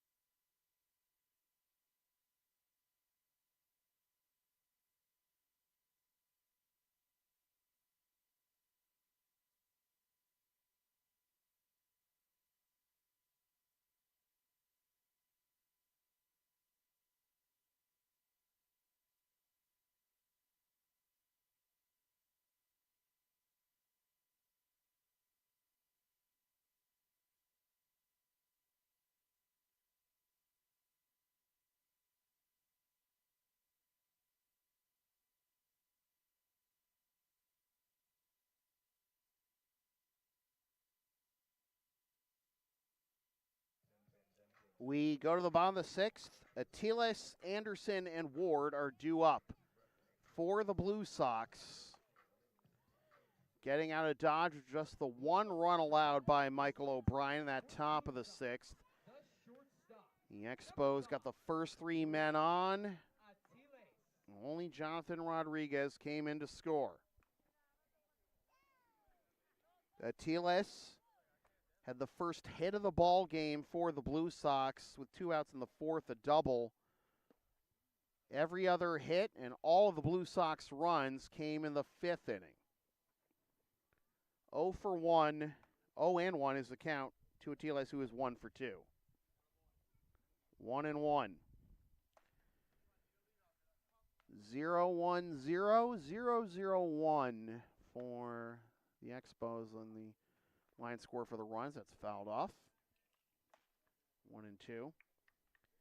And all 4 Blue Sox runs coming in the bottom of the fifth.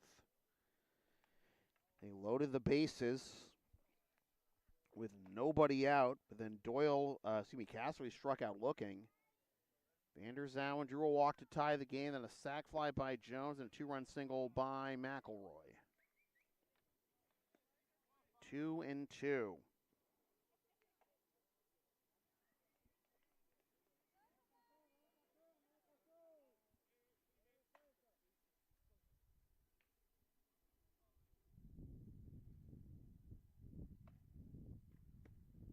Outside for a ball. It is a full count from Cespedes to Atiles. Against Atiles, Anderson, and Ward. If anyone gets on, McKiernan.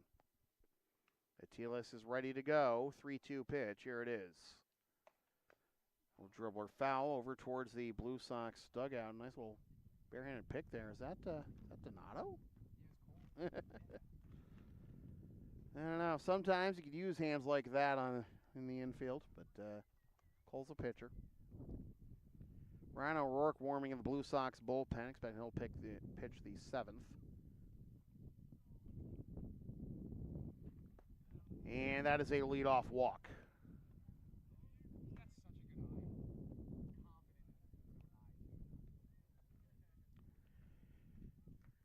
Time called as looks like Brandon Anderson's coming out to the mound to have a team meeting here. And that is going to do it for Luis Cespedes. So pitching change for the Expos, and well, that gets settled. The dust settles on the substitutions. I'll tell you a little bit more about last night's game. The Blue Sox struck out 17 Chiefs batters, which is the most batters ever struck out by the Blue Sox in an ICL game since 2006. The record for most strikeouts by the Blue Sox in a 7-inning game is 16. The last time that happened was in 2021 when a couple of former major leaguers combined to strike out 16 Melrose Americans, O'Rourke and Manny Del Carmen. Now pitching for the Expos, the right-hander, number 12, Nick Hart. Nick Hart is going to pitch now for the Expos. So, again, O'Rourke and Del Carmen combined to strike out 16 Americans in that game in 2021. 14 years prior, 2007, Barry Foster and a very young Stephen Bodner combined to strike out 16 Medford Americans. Bod struck out 7 batters in 2 innings of work, which means he had 4 Ks in an inning. And Bruce Hack telling me he went back into the box score for that game to see how that manifested, and the extra strikeout in that game against the then Medford Americans by Bods was of Orazio Azzarello. He reached on a pass ball. Raz getting the business from the Blue Sox pitching staff as a player and a coach, apparently.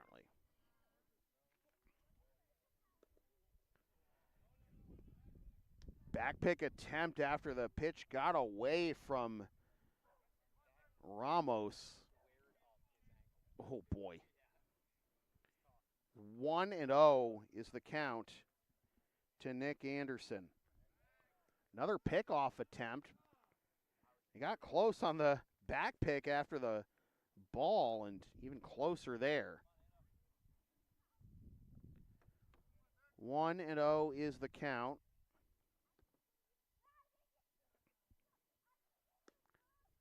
That's not a secondary lead that Atiles is getting. That's a tertiary lead. 2-0 is the count to Anderson. 0 for 2 with a strikeout and flyout to center. Hart making his 4th appearance of the year. 2-0 with a 2.76. 12 2/3 innings, 9 hits, 6 runs, 5 which are earned, 8 walks, 19 Ks. That's in there for a strike. It is 2-1. I'll tell you what, Nick Hart out of the stretch with a closed stance. It's weird, you know what I mean? It's like a different visual, I feel like. Hart makes his 4th appearance, wins in each of his last 2 against the McKay Club Beacons of Boston Padres. His only 2nd appearance against an ICL opponent. Didn't get him there either. Worked 1 inning against the Andre Chiefs on June 12th, allowed 3 hits, 3 earned runs with 2 walks and 1 K. Actually went 7 2/3 to get the win against the Padres. Working overtime to get the dub against Ed Neal. This is his 1st appearance, though, since that game against the Pods. And on June 29th, so almost a month in between appearances for Nick Hart. 3-1 is the count. Smacked into center field, but the plie, and that gets down. Taveras is not going to rob him this time. It goes all the way to the wall. I'm having flashbacks to Rookie of the Year. Anderson coming home. Go touch it, man. Inside the park home run for Nick Anderson. Good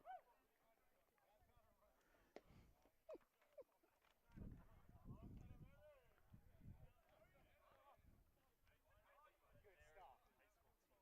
Him and Adelson? No, him and Nick Hart. They were high school teammates, and they're very, very good friends. An inside the parker for Nick Anderson off his former high school teammate Nick Hart. a real inside the park home run, not one of those like default ones that you'd see at Victory Field or at Rogers. Running right through the Rick stop sign. Oh God.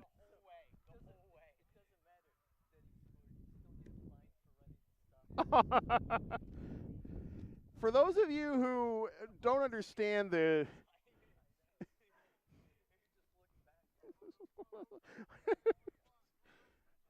Rick was holding up the stop sign. Like, I mean, you would hate for him to be thrown out and that possibly being the difference in this game. His Ward comes up empty, 2-1. We take the save situation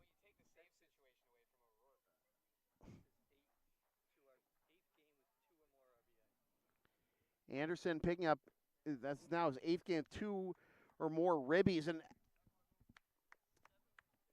7 with 2 and 1 with how many you said? 3? 3, yep. 3-1. He's trying to log all this stuff here. It's be a pop foul onto Worthen Road. Look out. Full count to Ward.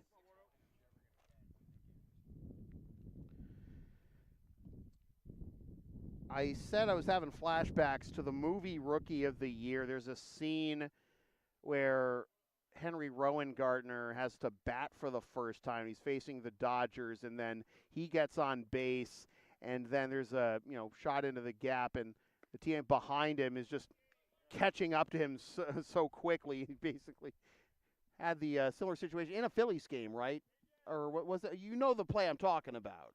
Oh, Yeah, Casti. right behind. Yeah, exactly. Real Muto was right behind Castellanos. and Real Muto can run for a catcher, obviously. Now batting, the left fielder, number 28, Owen McKiernan. Ward reaches for the third time. A couple of walks and a single. Here's McKiernan.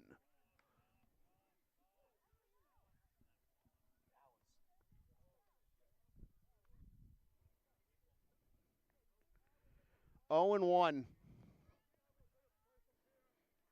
McKiernan laid down a sacrifice bunt, but reached anyways thanks to an error by Cespedes. And then came around to score in the 4-run, and that one gets out of play. Oh boy. They were so concerned about Atiles earlier, and now Ward forces the error and takes second as the ball goes out of play.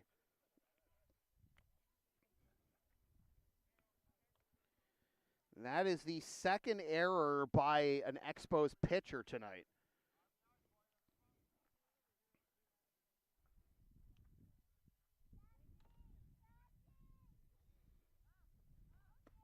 Swing and a miss. Hey, you're right there. 0 and 2.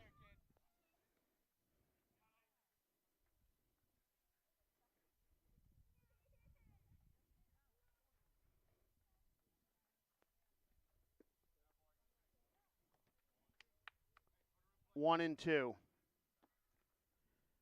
The Blue Sox offense awakening in the bottom of the fifth for a 4 spot.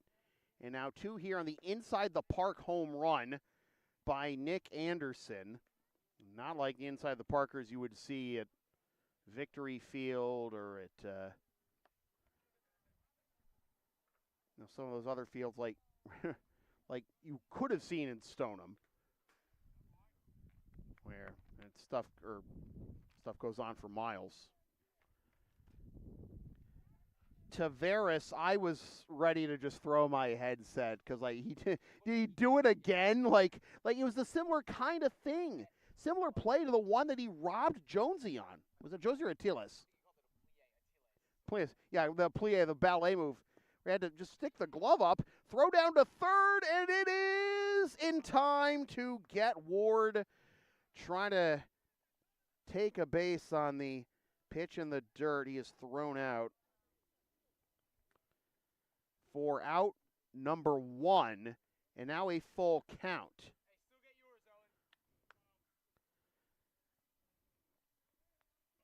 Owen. Nice read, but good recovery by Ramos to get his man. Do it again at 3 and 2. Well, that wipes the error out of the equation at least. Remember the 3 straight bunts? It just feels like a different game. I mean, if you want to see bunts getting strung together or softly hit balls getting strung together for Bermuda, triangled into center for a double. Just stick the bat out there, hope for the best. You can't defend a strikeout. Can't defend a walk. Reach out. Bloop, bloop. Number 47, Ryan Grundy. Might be the shortest double we'll see all year. It's the worst part about that was the second that ball got hit in the air, you just knew all 3 of these guys aren't giving it. Here's Grundy. But yeah, if you want to see softly hit balls get strung together to lead to a Blue Sox victory, go back into the archives and look up Game 3 of the 2017 ICL Championship Series. It's a game I come back to a lot when talking about Blue Sox history, and for good reason. It was an exciting finish to one of the best seasons in Blue Sox history. Throw back to second is not in time. It is now 2-0 to Grundy. 1 for 2. Strikeout in the third. A single run scored, in the fifth.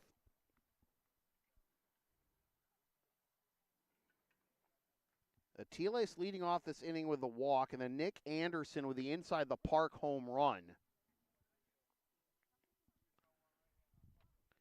2-1 is the count to Grundy. And Luke Ward reaching on a walk, getting to second on air, but thrown out, trying to take third on a pitch in the dirt. McKiernan now at second. He runs. Throw down to third, goes into left field, and chugging all the way home is Owen McKiernan after the stolen base. Tack on the extra point. It is 7-2.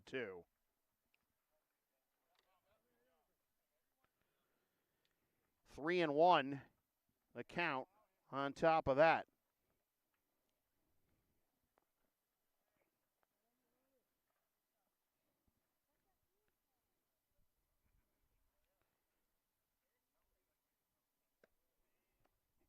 Ball 4.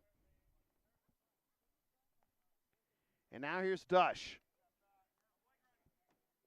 Now batting for the Blue Sox, the catcher, number 7, Max Dushney.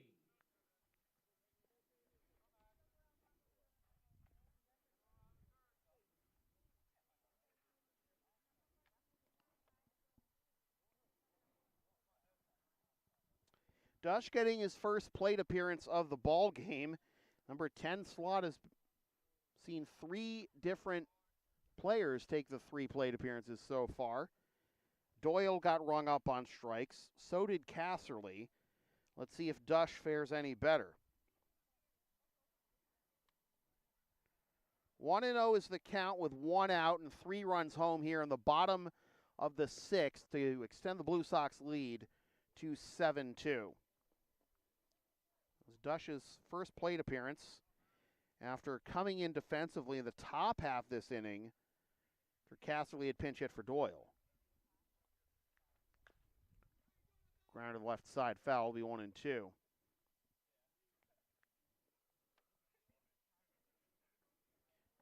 Dushney slashing 174, 240, 261, 1 RBI and 2 doubles.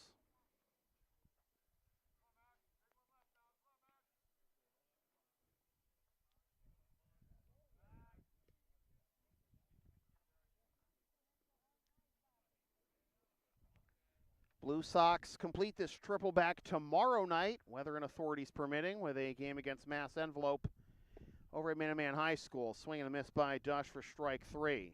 2 down. So the number 10 slot. We have a pinch hitter.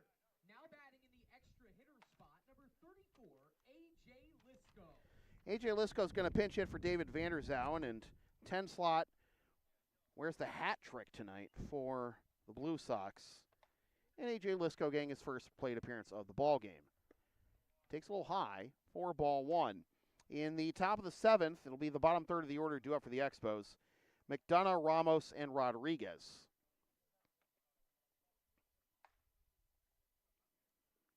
Two and 0.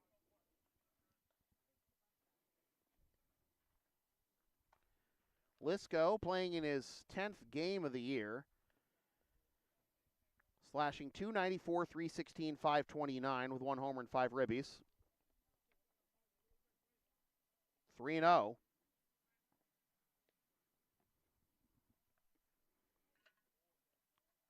Put on a show against the Boston Padres. Sorry for the Ed Neal slander tonight.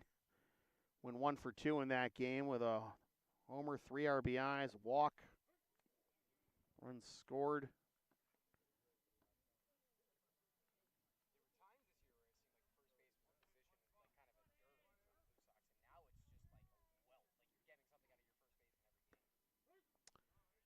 Lisco thought that was ball 4. I did too, but now, gentlemen, start your engines. Grundy will be off with this next pitch from Hart. Looks at first, comes set, and comes home with it. Fouled off. Did he not come set there? That was a point of contention last night.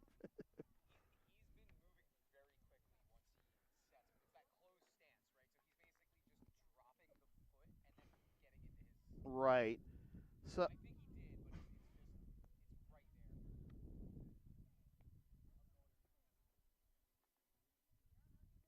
runner goes. Ball 4. Lisco picks up the walk, just his second walk of the year.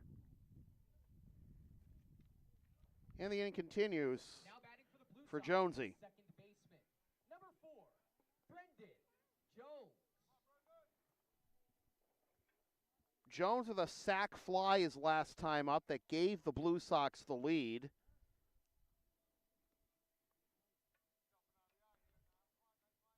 Nothing, as we often say, with the wind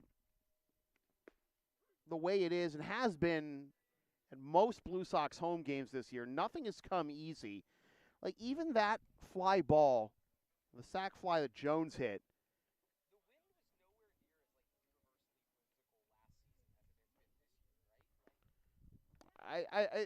it can be there. It can be it can be a problem child. Yeah, I do, but even if the fly ball into center that Jones hit last time, Taveras came that close to gunning his man down.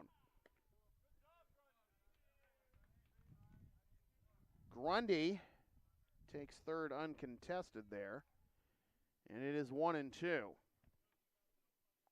Runners at the corners. Blue Sox hoping to add on here. Blue Sox being extra aggressive here on the base paths. Nick Anderson picking up the inside the park home run straight through DeAngelis' stop sign. Here's a little blooper to the right side, bobbled in the outfield, and safe at first is Jones. In comes another run. It is 8-2. Kind of hard to call that really a ground ball. It's a little looper there, and it hit the dirt, and that's when things started unraveling defensively for the second baseman, Bone. So Jones reaches. Dom Gabarty pinch hitting for Jake McElroy. Pops this one up into foul territory, and catch and carry. Nice little snow cone there by Jose Paulino. Retires the side, but the Blue Sox put up another 4 runs. On 3 hits, 2 Expos errors. 3 hits, 2 errors, and Left on base. We head to the top of the 7th inning. we go to the top of the 7th. Middlesex 2. Closing time for the Blue Sox. Up 8-2. Our next broadcast tomorrow night, 7:30 p.m. first pitch when the Blue Sox take on Mass Envelope Grossman Marketing of the Boston Park League. You can watch live for free and on demand anytime, anywhere here on LSP.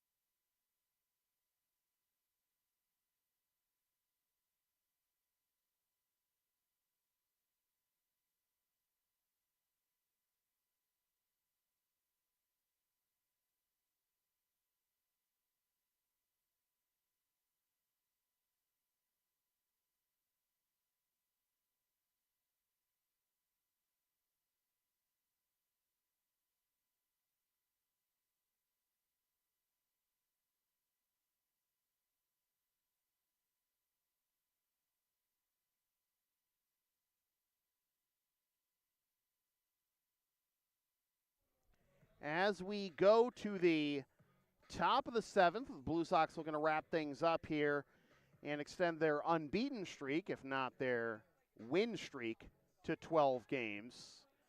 Cole Donato takes over on the mound after the Blue Sox robbed Ryan O'Rourke of a save opportunity. Oh, no. But anyways, Leading off the top of the 7th for the Expos, the left fielder. Cole making his 7th appearance of the year. No decisions, a .75 ERA in 9 1/3 innings, allows 6 hits, 4 runs, only one of which was earned, walked 6 and struck out 13. McDonough comes up empty at the first one, and it is 0-1. First appearance of the season against the Expos for Donato. That is down and away for a ball to even the count. In the regular season last year, Donato pitched in 1 game against the Expos. 1-2. Got the win in 2 innings, allowing 3 hits, but no runs or walks with 3 Ks. Also got the win against the Expos in the semifinals, going 2 innings, allowing 2 hits and no runs with no walks and 2 Ks. 2-2. A win tonight will clinch a playoff berth for the Blue Sox. And then it's a matter of knocking down the rest to try and wrap up home field advantage throughout the ICL postseason. Full count. A win would get them to 16-5-1, 33 points. Ensure them of at least the 5 seed, which means a playoff berth. From there, try to get out of the reach of the Bulldogs, but also the second place Malden Mad Dogs, who are both at 9 losses. Mad Dogs in second place, but with the 4th best winning percentage in the ICL. 15-9. The Americans and Chiefs both better in terms of percentage. Read the top line. It is 0-1 to Ramos. That was way too high, though, for any of us to flinch, really. Ramos 0 for 2 with a ground out to third in a 6-4-3 double play. He admitted to flinching on the broadcast last Yeah, I know.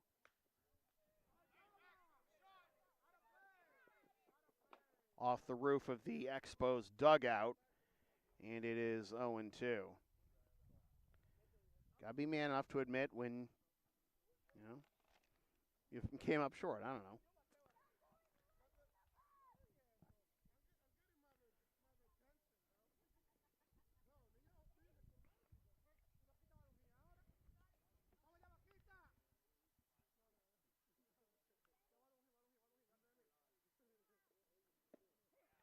Strike 3. 1 down. The third baseman, number 18, Jonathan Rodriguez. Jonathan Rodriguez 0 for 1 with a strikeout, a walk, and a run scored.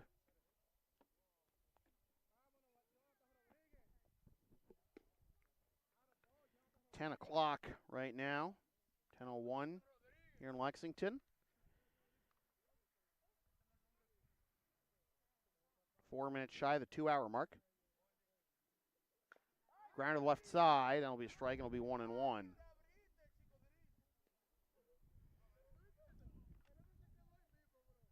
The Andre Cheese and the EI Braves game got postponed, so the only other games right now, the Americans and the Sabres, and the Bulldogs and the Beacons. The Bulldogs game could potentially push the Blue Sox closer, depending on the result, to wrapping up a higher seed than the Americans game would. Fly ball to center. And the Expos down to their final out. And Tavares 0 for 2 with a pop-up to third, a ground out to second, and a hit by pitch is the last hope for the Expos. Bulldogs lose their game tonight. They'll be at 11-10. And then that would put the magic number for the Blue Sox to clinch at least the 4 seed to 2. I mean, 2 in terms of wins and losses, anyways, as opposed to points. Time is called. Blue Sox would be at 16-5-1, and if the Bulldogs lose tonight, they'd be at 11-10. The Americans game remains to be seen. Off-balance throw from short. Blue Sox win. Blue Sox come back with a vengeance. Their offense on mute for the first 4 innings, and then explode for 4 runs in each of the 5th and 6th. Chris Wannett picks up the dub. Luis Cespedes takes the L. No save. Luis Satiles 1 for 2 with a double, a walk, and a run scored. And a couple of walks for David Vanderzowen. Ryan Grundy, a walk, a single run scored. And, of course, Nick Anderson with the biggest hit of them all.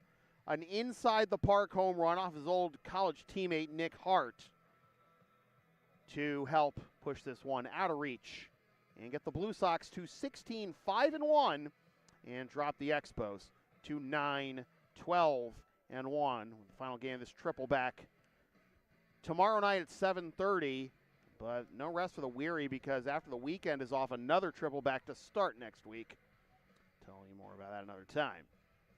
With that said, this has been a presentation of LSP, something for everyone since 2011. Copyright 2025. Unauthorized redistribution of any portion of this broadcast without the express written permission of the Blue Sox or LSP is strictly prohibited. A reminder, if you want to support future LSP content, you can buy shipping shields at the link on the description, a link on the screen, codes in the description. Sponsor our content by advertising in this space for future broadcasts. Hire us to work your next live event or whatever else we can do for you on any given day. Buy some of this fabulous merchandise from the Creator Spring store or game videos by emailing yours truly. And, of course, if you're down with the sound, Linktree, Facebook, YouTube. Don't forget to subscribe. Flash the subscribe button. Membership's also available. PayPal and Creator Spring, LSP 37. It tastes great on a cracker. Tomorrow night, 7:30 first pitch, weather and authorities permitting, for the Blue Sox and Mass Envelope Grossman Marketing in interleague action over at Minuteman High. Once again, the final score from center field at Lexington High School in Lexington, Mass. It is the Lexington Blue Sox 8 and the Middlesex Expos 2. For all my very rowdy friends here at LHS, my name is Sam Feely, reminding you forever and always, freelance isn't free. Thanks for tuning in. Fresh for 2025.